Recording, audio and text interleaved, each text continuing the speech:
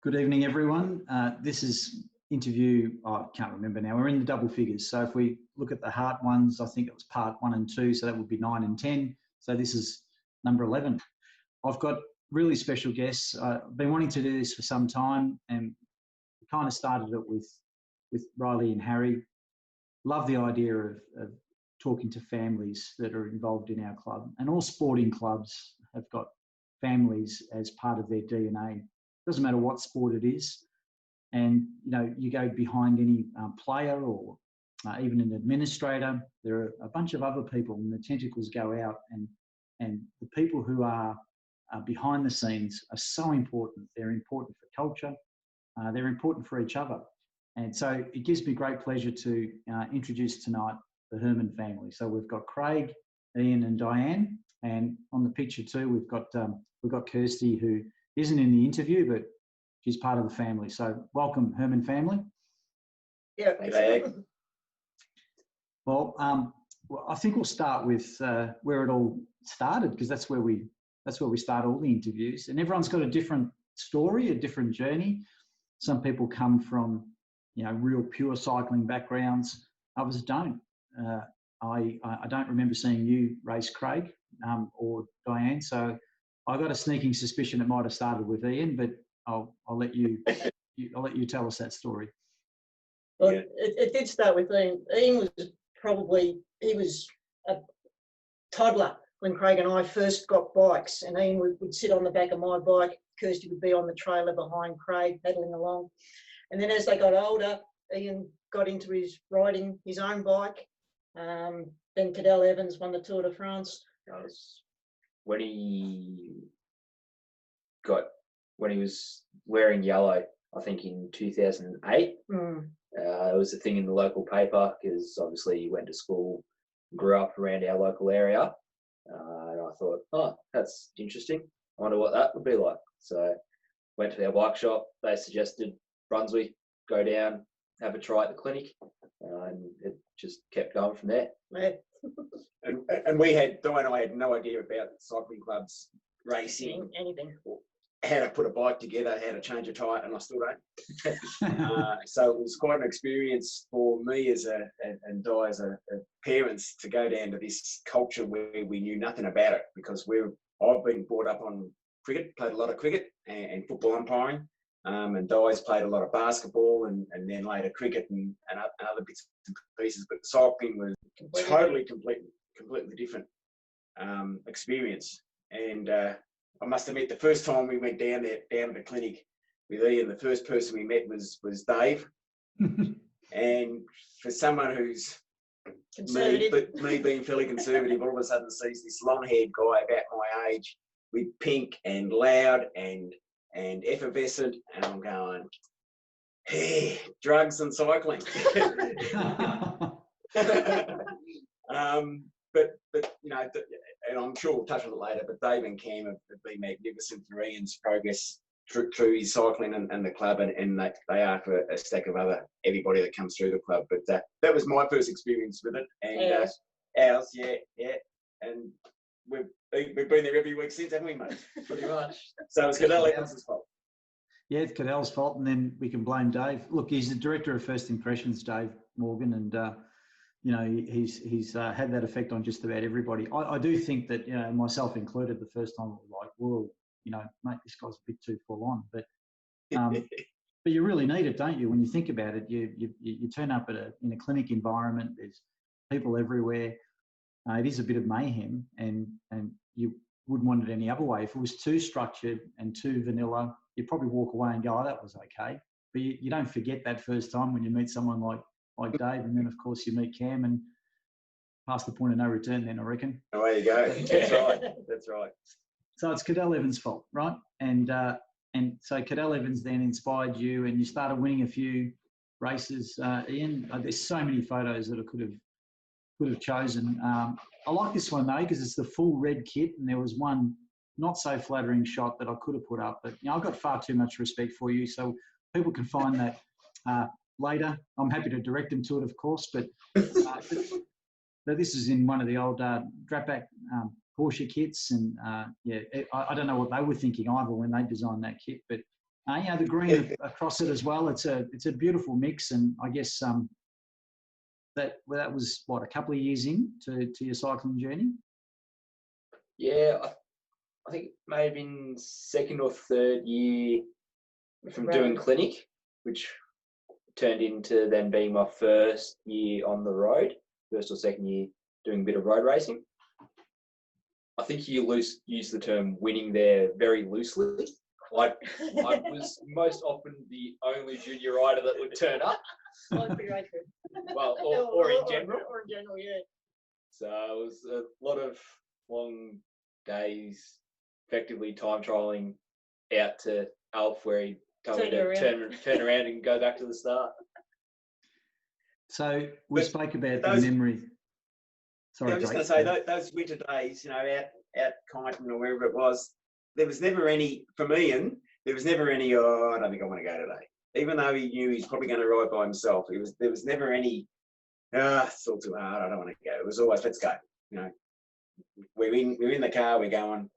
Mm-hmm. I can't get him out of bed now when he's not working. But those days he was out and ready to go. And I just want you to notice the hair. It's the ISO hair and the hair on the photo is pretty similar. So I don't know, you've had a haircut since. There are lots of similarities, yeah. I just wonder whether there's a red kit that we could put on you now as well. I think on a Thursday night motor pace, so that red kit would be good. We could possibly get one custom made for you as a bit of a tribute, if you like. So I don't think that old one's going to fit anymore. I've had a bit of a growth spurt since then. Oh, that's for sure. So Mum and Dad's first impression is Dave, and it's quite a big experience. And we've shown this photo of you a couple of years in. You're inspired by Cadel Evans, but Craig, you made a good point. You never complained. You really love the sport, obviously, Ian. What was it about those early years that would make you motivated enough to get up and turn up to a bike race when you would know that you'd be the only one there? The conditions wouldn't be the best, because when we do road racing in particular, it's in the middle of winter, in the middle of nowhere. So, you've got parents who are probably thinking, what have we done here as well? And we would normally just go to a place where there's an oval or a court. And here we are driving for miles, and you got to do a 5K time trial and then go home, and you're the only one there. What made you fall in love with the sport? Because clearly you're in love with it. I mean, your contribution to it suggests that you're madly in love with it. Honestly, I don't know. Like you said, I just love it. It's great. You can jump on a bike and ride anywhere.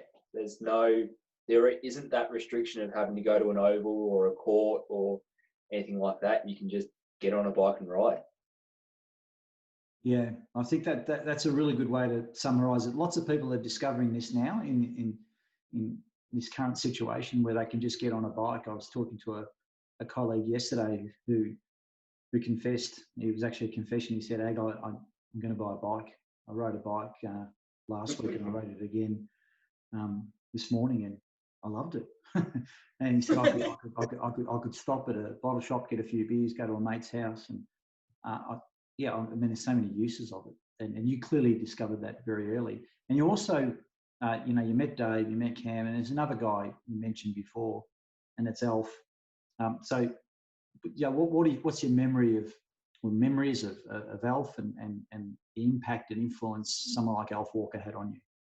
And it's a question for all of you, really. I think it's just that he was always there. Like every Tuesday night, every Saturday at Combine, he was just there, and you could week in, week out rely on the fact that there was going to be something to do, because he would always be there. Yeah. I remember taking Ian, they organised a training ride out the back of Sunbury somewhere, and Alf was there. He was there. He was making sure, okay, guys, you're going to go do this lap and everything else, and it was just encouraging for all riders. Yeah, I think that's what I remember of Alf. He was, especially on a Tuesday night at Disc, where back then there were 40 or 50 kids at Disc, and he knew everybody's name and he knew everybody's grade, and he knew all the parents, and it was just welcoming and encouraging. Never heard him say anything bad about any of the kids or riders. Always encouraging, and I think that's part of the culture of Brunswick. I think the encouragement there is a part of, and obviously I've brought that through with some of the older riders as well. But that encouragement, I could see that from the start. And as I said before, being not being a cycling person and not being aware of what cycling clubs are, to have experienced that, going, yeah, we're in the right club, because of that culture that we've got. And I think it started back then. It's certainly continuing today. Question for you, Ian. Do you think Alf's had an influence on the way you approach the way you present yourself at the club and even in your umpiring and other aspects? Do you think Alf's approach, like I found it really interesting, talking about Diane, but training sessions at the back of Sunbury. I think Diggers Rest was a popular training route. You knew that Alf was always going to have something in store for you, and regardless of the numbers, there would always be something, and it would make it entertaining.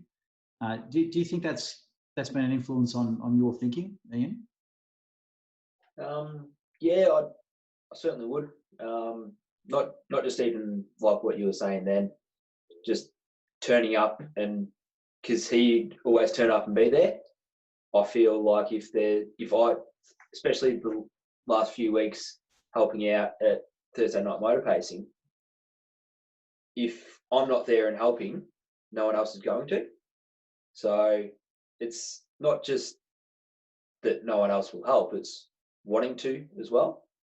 So yeah, not saying that there's no one that won't. It's that I also like to, and it's good to give back to how those before have given back to us. Yeah. Look, on Thursday or Thursdays, it's been really important to us, your contribution, because we've had to obviously follow certain guidelines. We've got a temporary break again now, unfortunately, but we've had to make sure that we follow the guidelines that are set and what we set ourselves to do. And you've been really important in that. You've been really important in is when someone asks me to pump up their tyres. It's a really easy task, but someone like me sometimes finds that difficult with certain pumps. So even for that, you've been terrific. So I want to say thanks for that part. But but you're there before everyone else. You send me a text a couple of days before saying if it's on there. Obviously, Cam puts out the call and you respond. We've spoken about Alf. We've spoken about Dave. What about Cam? I suspect that as you get older, you get closer to Cam. I think Cam does a really good job of letting Dave and others like Alf work with juniors. And as you grow up, I think Cam becomes a greater confidant. Have I read that correctly? Yeah, but he is also really good with the juniors. So the first time we met Cam was at road camp down at Anglesey, junior road camp. I was bottom age 17s, I think. First year wanting to get into road racing. And yeah, that was where we first met him. When you came off your bike. Yeah. Then a year or two later, he started doing Tuesday night sessions at Disc before junior racing. And from there, that's when our relationship has pretty much grown. And any questions I have about racing, he can answer. Any mechanical questions he has, he always sends them through to me. So you're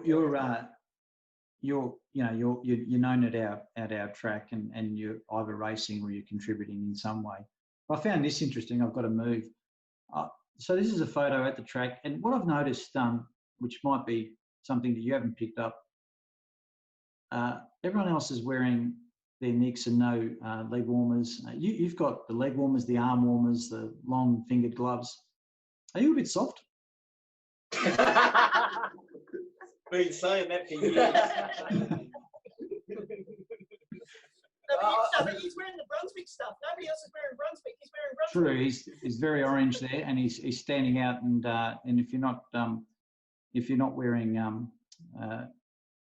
the Brunswick kit, you're supporting your bike shop, which I'll get to in a minute. But so you've and that was just a joke, by the way, that you're soft. I'd imagine as an umpire, you'd probably be given a lot of advice as well. So lots of people would be happy to share their opinion with you. Yeah, if he gets called soft, he's had a good day. Yeah, that's a compliment. So let's talk about that then for a minute, because the umpiring part is, I mean, whoever decides to be an umpire, you're either mad or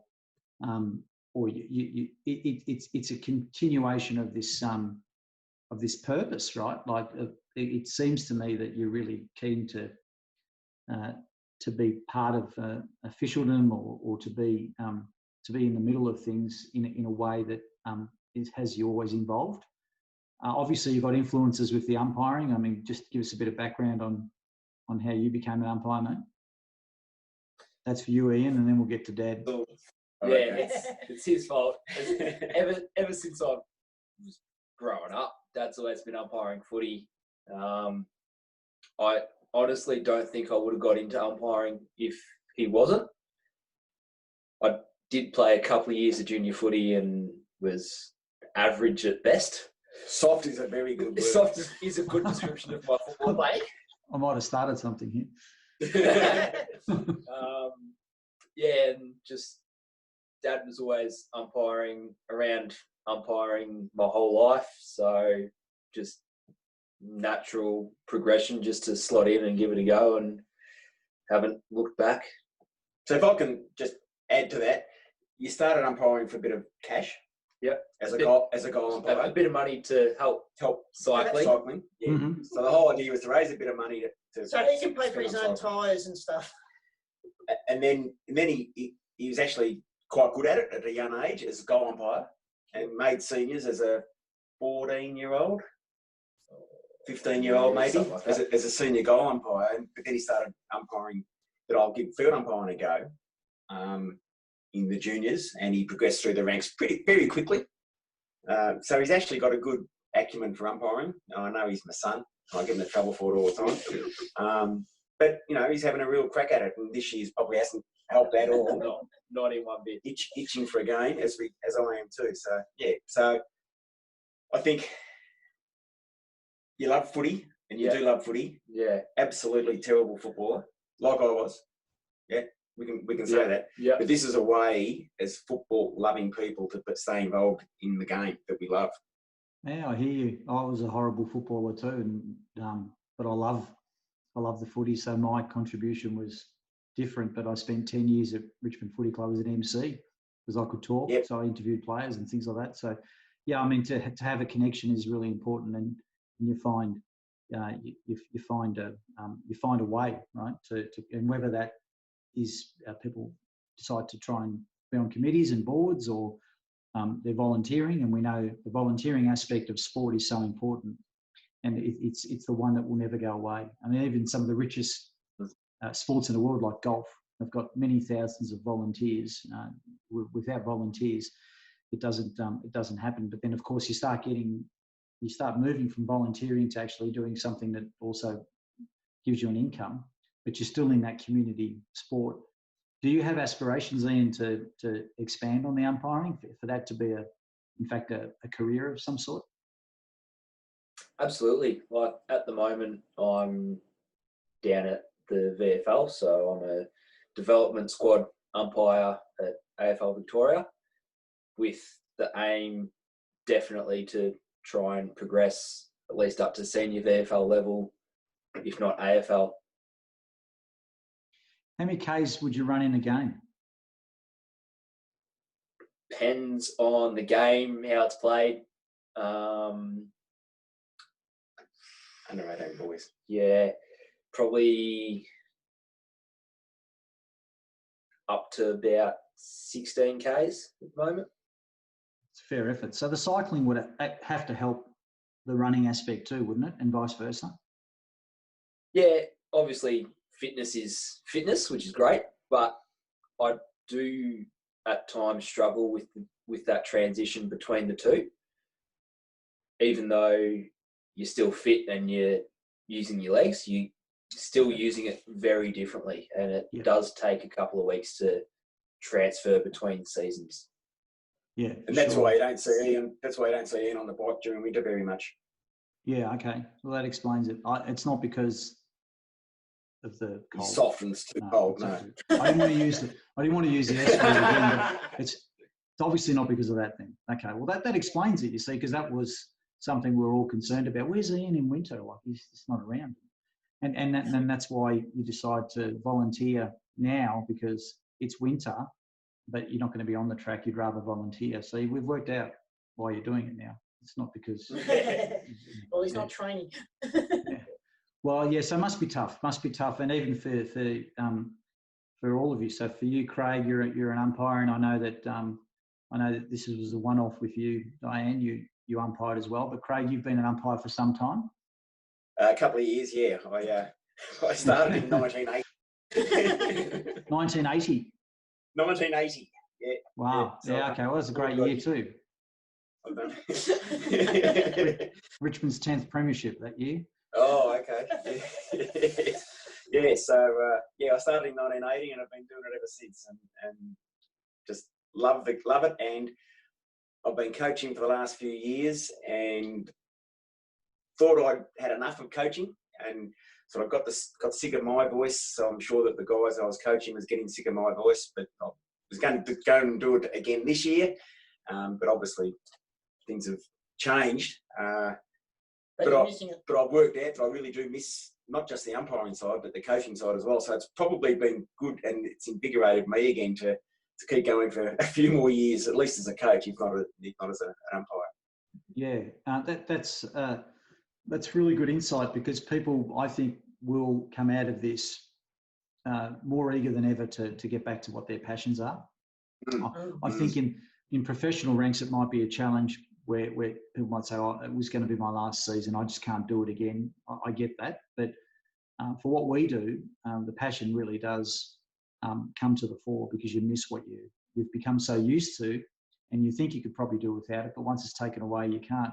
Can I just delve a little bit deeper into the coaching side? So it's coaching umpires? Yes. Okay. So I'm with the Northern Footy League now, and I coach goal. I'm the head goal umpires coach at the moment. But a few years ago, I did 1 year of coaching junior umpires in field umpiring. So in that coaching of umpires, there's two elements to it, right? Or there's probably more than two, but if it's field, there's the fitness side as well as the technical side. But what just briefly, what are the technical requirements or the specific skills that a goal umpire would need to be successful and stand out above other goal umpires, apart from being able to see? That's helping to see straight is I think that their ability to concentrate for long periods of time. People don't realise there can be some games where you're not really getting a lot of involvement. It could be a one-sided game, or there could be a strong wind, or there's low scoring, and you might only be involved in a few crucial decisions, but every decision's crucial. I guess with goal umpiring, it's really black and white. It's either a goal or behind, or it's out of bounds. Whereas with field umpiring, and why we love the game, is there's so much grey and interpretation. And that's why Aussie Rules is the best game in the world. But there's a lot of grey there, and there's a lot of, with field umpiring, if you observe an umpire and go, that could have gone either way, so that's a tick. Whereas with goal umpiring, it's black and white. Yeah, it's either a goal or behind. And the only way you can identify if it's goal or behind is if you make correct position. So we spend a lot of time coaching on making the correct position based on where the ball is and where the pack is and where the ball's dropping. And you'll see if you're watching AFL, you'll see the umpires are either straddling the line or they're behind the flight, depending on where the ball is. So we spend a lot of time on that. That's a real technical skill. You can only get with experience.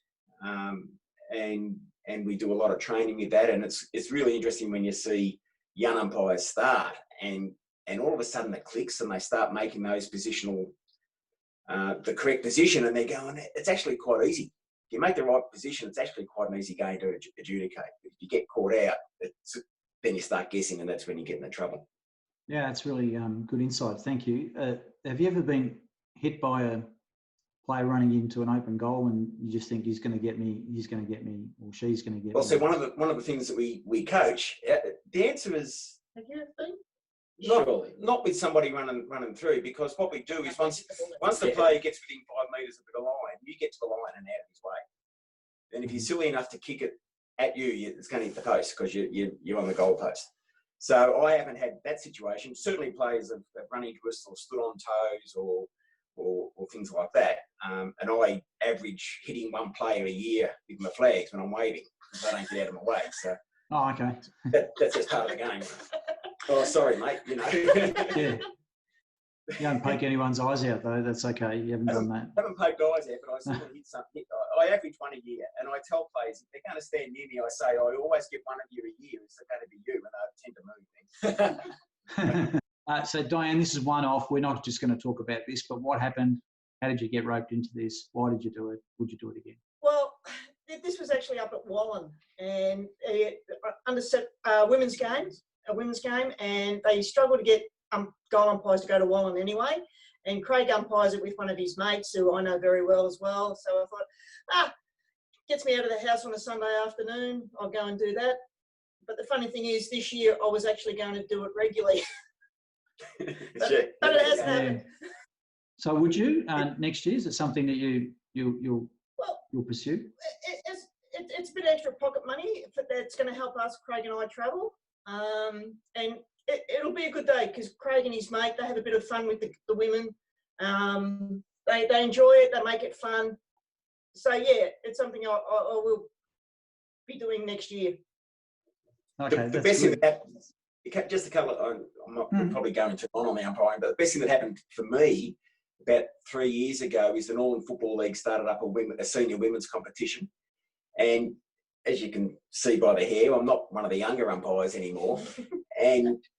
But they came to myself and Brian, who's my mate that I was talking about, and said, well, would you come and help with get the women started up? And it's the best thing I've ever done. Women's footy is fantastic because at this level, because they just want to have fun. And it's slower. And it's slower. It's good for me. I can keep up with them, or some of them.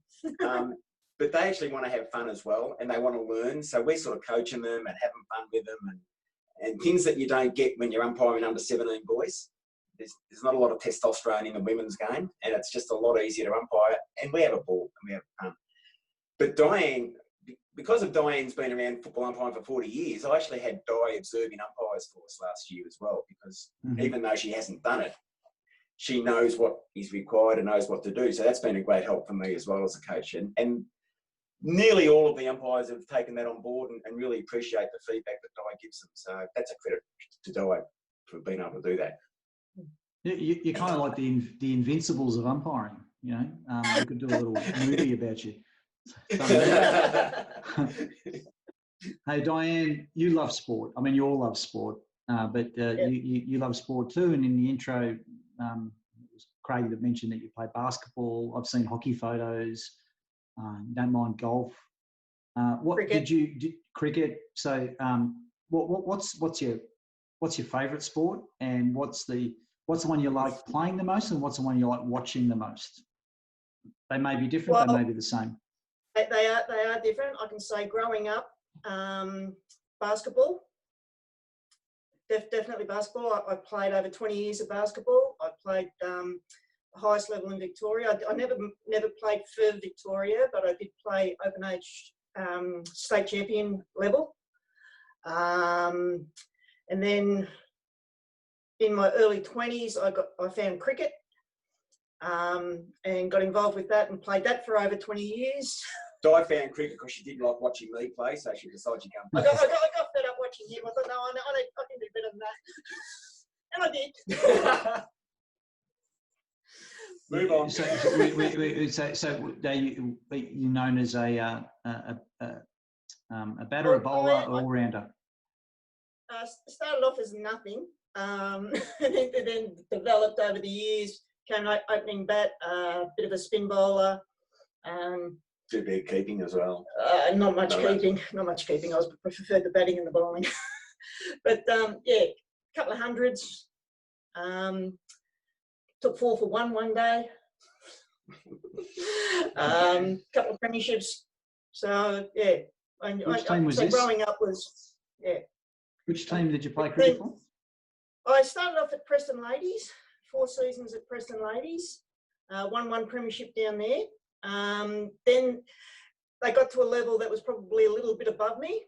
So we started Bundoora United Cricket Club, which is now Plenty Valley Cricket Club, which play Premier Cricket. So the club's really progressed. We've actually got Australian representatives playing with us as well, a couple of Vic players as well. So, but I'm still involved there. I'm secretary of the club. Haven't played for. What haven't I played for? I haven't played for 16 years. I think you played a game last year. Well, I fill in occasionally. Oh, okay. What were you looking at? Can I ask? Just then, was it an old trophy? When I retired, I actually got presented with our framed couple of photos, being the first premiership team that was in 88, 89, and then I finished off in a grand final, which was 2003-4. So, yeah. So that's what I was just checking the year. So we're pretty proud. I used to play at Bundoora. Both Di and I are like members of Bundoora United, and they play in the Diamond Valley Cricket Association, and I was on the committee there when Di was looking at options, and Bundoora United were very keen on getting the women up and running. So Di, really, women's cricket in the northern suburbs was formed by Di coming to us and getting that going. So, it's a huge. It's really nice to know that we've actually contributed to society in that way in the northern suburbs by getting women. And now they're playing Premier Cricket, and as Di said, we've got an Australian rep and a couple of Victorian reps in there. So it's a nice great story. Yeah. Yeah. The some would call it the revolution, but the evolution, I'd rather call it, because Di, you've been playing the sport you played for 20 years, so it's not like women never played, but certainly the emphasis, and it's got to be a direct one. It can't just be a gradual phasing in. You have to be very committed, and the codes seem to be very committed to women's sport, and it's the right thing to do. It's the right thing to do because sport gives so much, and it should be an equal playing field. So in that, you see, and we could talk about the different sports. Even though, sorry, there is the question around what's your favourite one to watch? Is that favourite one to watch? To pick one favourite is hard. Live, because you've got watching live and you've got watching on television. And rugby, watching Melbourne Storm live is a lot better than watching it on television. And even AFL's better watching it live than watching it on television, because you can see the whole field, you can see what's happening. I must say, I also love watching the velodrome cycling live. That is just going down, watching the Austral, watching the Australian Madison, even up at Bendigo, watching the Madisons up there. It gives you goosebumps at times. Especially when your son's out there. That's for sure. That's for sure. So that the fact that you've come from such a rich sporting culture, yet it's only been probably 10 years that you've been involved in this sport. I think it's around 10 years because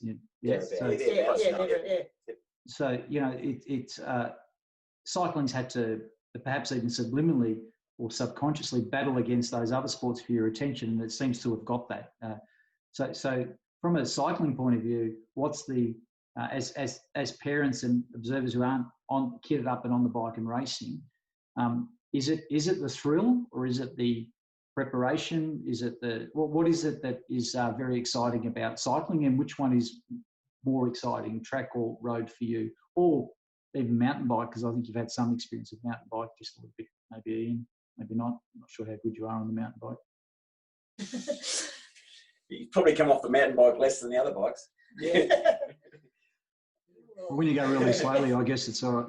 That's what happens. That's correct. That's correct. Yeah. So what is it about cycling that really gets that adrenaline running and I think a lot of it's the speed. It's the speed that even the kids, when Ian was even under 15s, just the speed that the kids can go. And on the disc velodrome with that slope, you don't appreciate the skill involved until you're actually standing up on that hill and up the top and looking down at that slope as to what they're actually doing. And just a lot of the races, how it can come down to how tight the finish you can be, and that's exciting. That is exciting. The close races, and even not just close races, but the strategic of being able to take a lap in a Madison, and the pressure that they're under, and just the relief some of them get. I just love watching that sort of stuff. I think. Go on. No, you go, mate. You go. I was just going to say, following on with Di, I think I'm the same. I love going to watch the top class track cycling, or the really good club cycling as well. Just because of that intenseness and the closeness, and as Di said, the skill to get around that velodrome and to find gaps that aren't there to get through to take a win. Ian's very good at that. To take the win, and we always try to bring some new friends along to cycling when the Austral's on, or the Melbourne Will Race. Come along, come down to High Sense or Melbourne Arena and have a look. And every person we've introduced to it loves it, absolutely loves it. So it's a very entertaining evening at sport. Yeah, that's great to hear, because it was going to be a question actually. Have you been able to influence others? Because as we continue to have this discussion about the future of the sport, one of the things that it really needs is people who aren't necessarily from the sport, but who become part of the sport to tell others. And we lament small crowds, etc. But once you do bring somebody to an event, they may not be hooked straight away, but they certainly get entertainment. And then you've just got to find a way of getting them to come back. And sometimes we go over the top and try and get them to come to everything, and they just get sick of it. So we've got to find this right balance. But it is definitely exciting. And as parents, you'd be having many moments where you don't want to look, but you're incredibly supportive of Ian, and I think that's a really important aspect of all of this, because if you're not supportive as parents, then you can lose the child can lose interest, etc. So you've been great. I'm going to go on to Ian now in a sec, but I'm going to finish with this photo of you two. You talked about Melbourne Storm. So obviously anyone who's in Victoria, our interstate friends won't agree, but we think Melbourne Storm's, I think, possibly one of the best clubs in Australia from a culture point of view. And I remember interviewing Kate Perry, who had worked at the Storm, and she said she learnt more at the Storm in 6 months than in any of her studies or in any other sport she's been involved in. So it says a lot about the place. And they've got an impending challenge. I was listening to Craig Bellamy on the news earlier, and they may have to stay the whole season on the Sunshine Coast. It's an incredible challenge, but this is a team that played for no points for a whole season and still continued to win games. So that's obviously a special photo, but a call out to you, Craig, for wearing the Brunswick polo on the day. So thanks for representing. I must confess that I think that was across at Amy Park, across from an event at Melbourne Arena. Don't ruin a story on purpose. So I always wear Brunswick when we go to cycling events, because I think it's important to let people know that we are involved in the best club in Melbourne, if not Australia. So that was and we were just across there, and fancy the Premiership Cup that we in the. It is certainly it's a club that we're all very proud of, and no one really minds wearing the colours, which I absolutely love. So thanks for that. I wanted to finish on that one because it's such a great photo, and I have mentioned before how much respect for that club. So this is what I was talking about before with the post. I had that up, and there's the support. So Ian, you've come through, and a lot of people know you as this Ian Herman, and the person who's pushing, who's giving advice, who's trying to always encourage, and I think that's all absolutely right. Okay, so maybe in this photo, I think Max Nussbaum's already sick of you and walking away, but at least Jensen and Ian are pretending to listen to you, right? But let's be serious for a minute. It's great to be known for that, but you've raced, right? You've raced bikes, and you're a competent bike rider. Now's the time, because there's many photos that could have been brought up of you racing against a number of riders who are, at the highest level now. Surely you knock some of these off, and I think it's time that you talk about it. I mean, this was just you doing I don't think anyone asked you to do a lap of honour at the track, but you did one anyway. But I just felt like it.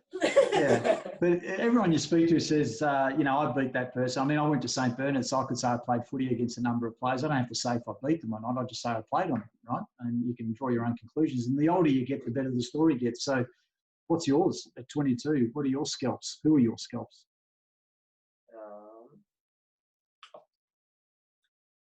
You must have beaten Sarah once in your life. You have to, yeah.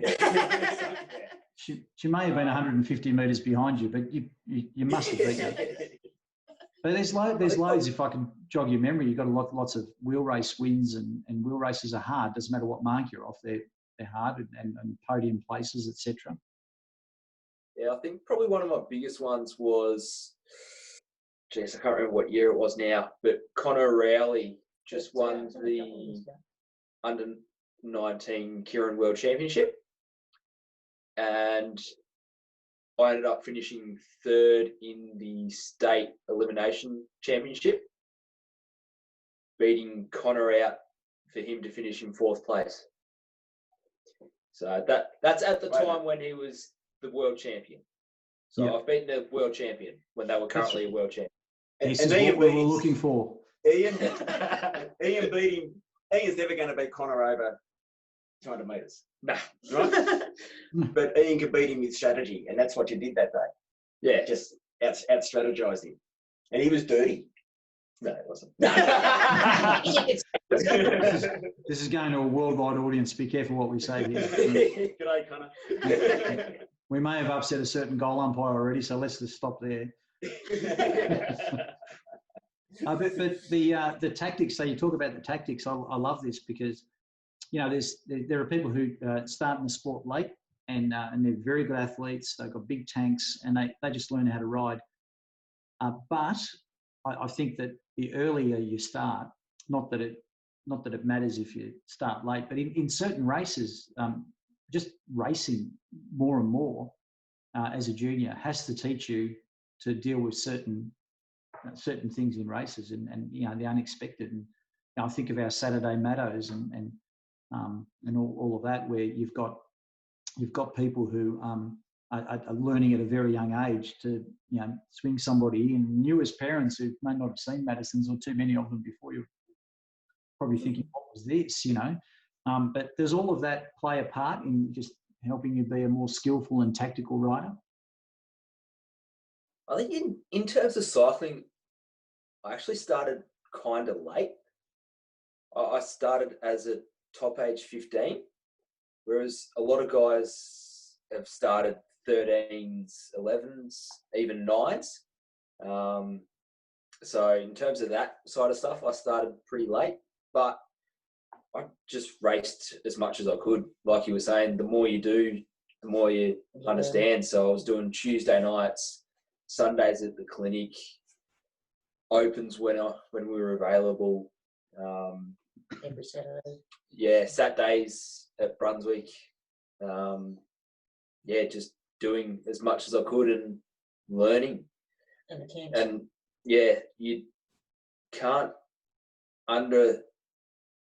you can underestimate so much how much you don't you learn from watching racing, not just riding. So watching world championships, watching the elite guys race, you can actually pick up a lot from that when you're not on the bike. So aside from the big names, who are the riders that you've ridden with, particularly at Brunswick? You know, we've got a lot of great riders who are great Brunswick riders. You know, Chris Ray, guys like that, who you know, Andrew Sluter, who just are there all the time. Great bike riders. Who have you learnt off, and who are the, you know, just rattle off some names and why they've been ones that have been great to watch and race against and learn from. That's a hard one. Well, you've never raced me, so I guess you don't have to mention me. That's fine. When was the last time I saw you on a bike? On a track bike, no. Yeah.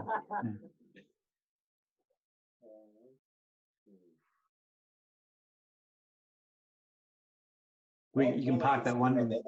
Yeah. Yeah. While I think about that, I just want to add, some of the things.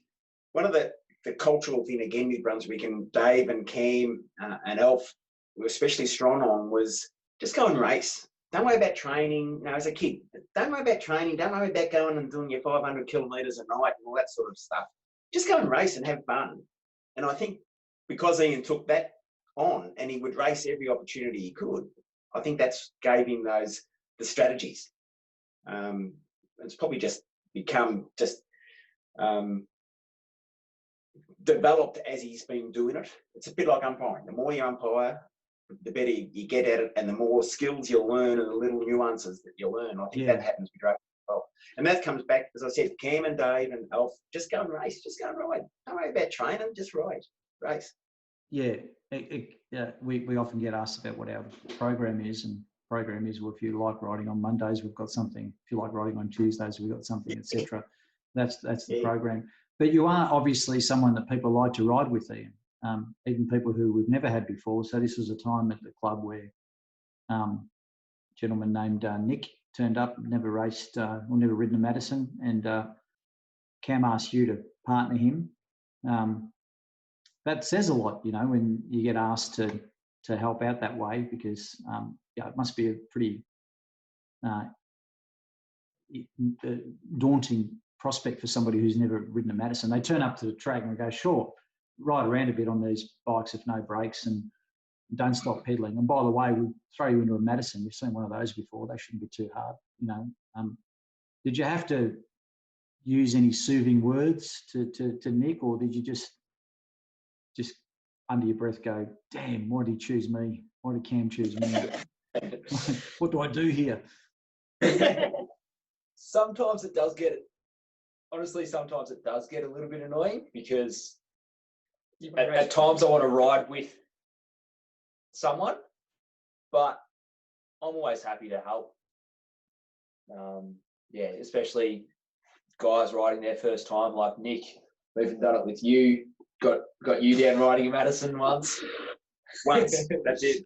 Oh, I couldn't find that photo. That would have been a good one. There's a lot of slow motion video, I'm sure. But Ian, look at this photo, right? So when you do get the chance, right? Yeah. It's not to help someone, it's to help someone in a way that I want you to be my partner. So this was Blake, another great clubman, Bendigo. And every time I think of Bendigo, I think of the three of you, to be honest. I think of the big picnic basket or an esky, or in the chairs, and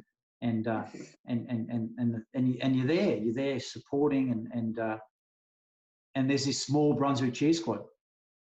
It starts small, just gets a little bit bigger, and at 10:30 at night it's still there, and everybody is so supportive. But that night there was pretty special night. I think you finished fourth, and but it was just, there was this not huge build up, but amongst us it was pretty exciting. What's your greatest memory of that? I have to say it's probably the first time in a competitive open Madison where I've taken a lap.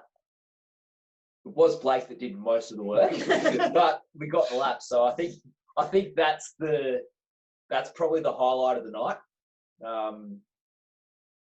Just staying up. Yeah, staying upright and actually taking a lap in a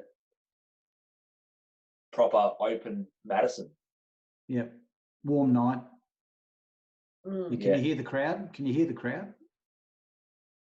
I don't pay attention. Same as umpiring, I don't pay attention to the crowd. It's just noise. I was trying to think, okay, I'm not racing, I can breathe. Where's Blake? Oh, God, he's there already.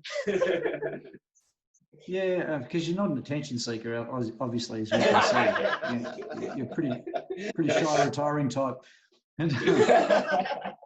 That's So Cam's doing. That's Cam's doing. He's got to. He teaches them how to celebrate afterwards. No hands.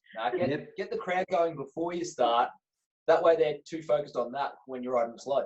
I like that. I like that. Now your partner there, Blake, he loves his disc wheels, right?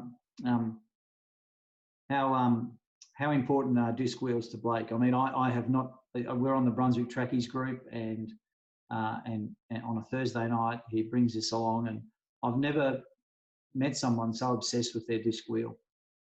Is it healthy? I don't think so. I think there's something more deeply going on with him and his disc wheel. It's an unhealthy obsession. We may have to interview him and not actually, would you say, Blake, we don't want to talk about anything else other than the disc wheel and your relationship with disc wheels. I think it could be quite fascinating. I think that might be your longest video coming up. I was going to say, I thought you want to do these in an hour. Yeah, true. G'day, Blake. I'm going to go to Tuesday nights, and there's we've got a family of umpires, sports people, multiple sports, real passion. This officialdom stuff, that's next level when you're actually sitting there taking the results of bike races. I mean, this is now something we might have an interview with Blake and you, actually. Blake on his disc wheels and you, Craig, taking down results. How did that start? And I'm certainly very grateful you do it, but what was the genesis of this? How long have you been doing this for? Oh, I can't remember how long I was doing it, but I'd take Ian as a junior down on a Tuesday night. You need volunteers.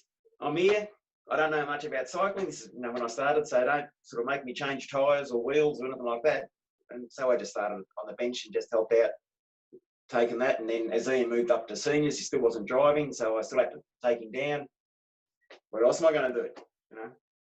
Might as well do that. I'm watching the races anyway. I might as well contribute. And then when Ian got his licence, I thought, well, what else am I going to do on a Tuesday night?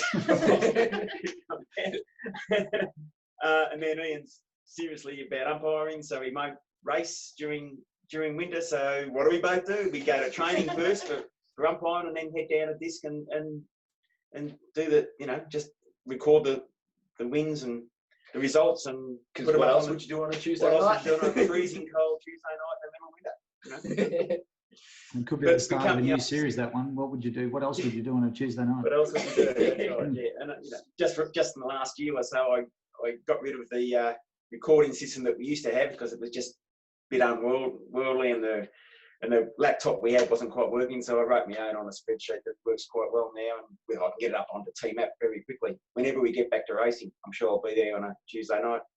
Because what else would you do on a Tuesday night? Exactly. Because what are you doing now on a Tuesday night? What am I doing now? I'm watching stupid movies. There's no sport on Tuesdays. Yeah. I must admit, you get a bit sick of watching the replays. Yeah. I think we've been through 2001, 2002, and 2003, haven't we? Yeah. Brisbane Lions premierships, just to remind you. Yes. I know. I remember those because you beat Collingwood twice. You did us all a favour. It was fantastic. That's right. Yeah, Essendon once. Yeah, it was good. And Essendon once, yes. But just on those Tuesday nights, though, when we first started going down there as seniors, we were getting 40 or 50 people down there, and it was a great night's racing. Just last year, it's really dropped off, and I really, if I can do this, can I really encourage track riders when we do get back up and running on a Tuesday night, come down. It is a lot of fun and good competitive club racing, and you'll learn your you'll learn your strategies and your skills by riding in groups of 8 or 10 club races. So please start coming down, because I'm sick of putting the same names on the results sheets all the time. That's possibly one of the best promos that we've had, Craig. Thank you, because many years ago when this all started, Tuesday night was probably the only thing that you did do on the track midweek, but so many other training nights have snuck up, and of course now every 11-year-old's got a coach, and people are told not to attend certain events, etc. But I think this situation will actually get people back to what really matters, and what you just said. If we can just summarise it, Tuesday night, groups of 8 to 10 riders, you get good races in, you learn skills. It's great for bonding, and we could call it, what else would you do on a Tuesday night, of course, right? It's fun. It is. Yeah, and come and meet the results keeper, the scorekeeper. and so just one more question on this one, because this is one that was very interesting to me. So Ali's over in the Netherlands at the moment, and she's had issues with COVID-19 and being delayed, but I see more and more photos of Ali on the road now, so it's quite pleasing and heartening. But you've got this look on your face that seems to me that even though she's not dressed in a kit, so she may be negotiating on someone else's behalf, but it seems to me like there's some sort of negotiation going on here. Or is it just the moment of the photo? I'd like to say it's a moment of the photo. I don't remember the photo, and I don't remember, but I'm sure that Ali's disputing maybe she finished second and she thought she finished third, or whoever she's representing, and maybe I might not have got the results right in her opinion, but the umpire's always right. And I was just letting her explain, letting her have a word, and then just letting her know that the umpire's always right. I don't remember. That's really not fair on her. Oh, no, we're not here to be fair. That's okay. Well, she was laying into me like you would not believe. Adamant I was wrong. And Gabe probably took that photo too for evidence, you see. There's a big chance, yes. Take it. So we've covered a fair bit. I think there's a really good story here. What I love and what I expected and hoped from this chat was a little bit more detail around the family and Brunswick, as I said at the start, is like other clubs. I've said this before, that we're not any more special than any other club, every club's got their strong points. I mean, clearly we're special. We believe we've got some special qualities, but many clubs do and many sports do. But I love the fact that there is a family who have been involved in other sports, still are involved in other sports, haven't got just one eye and look at things from an insular perspective and can look a little bit more globally and endorse the sport. And, the three of you are a credit to yourselves. I mean, our club is so fortunate to have people like you in there, and that Ian gives everything, right? I mean, look at him. Yeah, this is after a race, but it's true. Most people will know that I'm going to get everything out of him. The insight that we've discovered tonight, or been privy to with Diane, and your involvement at a committee level and setting up a cricket team and the being somewhat responsible for the emergence and the growth of women's cricket in the northern suburbs. That's unbelievable, and I hope that our viewers get something out of that. And Craig, obviously, since 1980, having been involved as an umpire. Back in the VFA, it doesn't exist anymore. And the VFA would have been a bit rough. Got some good stories here if you got another hour. Yeah, we could do it. We could do definitely do a follow-up on that one. I mean, the three of you are in the bikes now. You're a part of the cycling family. This was a photo from the ride around the bay. I'm not sure when it was, but it would have been 2012 or 13 maybe. But this is what the sport does. I am going to find that slow-mo video of you as a Madison partner, Craig. But it doesn't really matter what you do, what type of cycling you do, whether you're a spectator or administrator, a volunteer of some sort, or a rider. And then what happens is it keeps people in the sport. So Ian, the final note is on you. You work in a bike shop. You have aspirations to be a mechanic. You already are some sort of mechanic. I know, because you can change tyres, so you're well and truly on your way. Way ahead of me. You're killing us. You know, you're in much better shape than all of us. But you work for a person who is quite famous in cycling across both mountain bike and road. Reasonably outspoken for good reason. Tough bike rider. You want to tell us where you work, what you do, and why people should buy bikes there? I'm going to put a picture of Shannon up. So I work at Bicycle Centre South Moraine in the northern suburbs of Melbourne. Not locked down at the moment. No lockdown. No, we're safe. We're safe. Right. Yep. I'm a mechanic there. Also dabble in a little bit of sales when needed in a small shop. Why should you buy a bike from us? Because we're one of the number one e-bike sellers in Australia. For a couple of the models this year, we were number ones across the whole country. And as you can see in that photo there, Shannon, the owner, won the very first national e-bike mountain bike championships. So if he can win that on one of our bikes, it's probably worth it. Yeah, and Shannon, great bike rider, and never really. He's a bit like Robbie McEwen. You put him in a crit, doesn't matter how old he is, he'll still give you a good run for your money.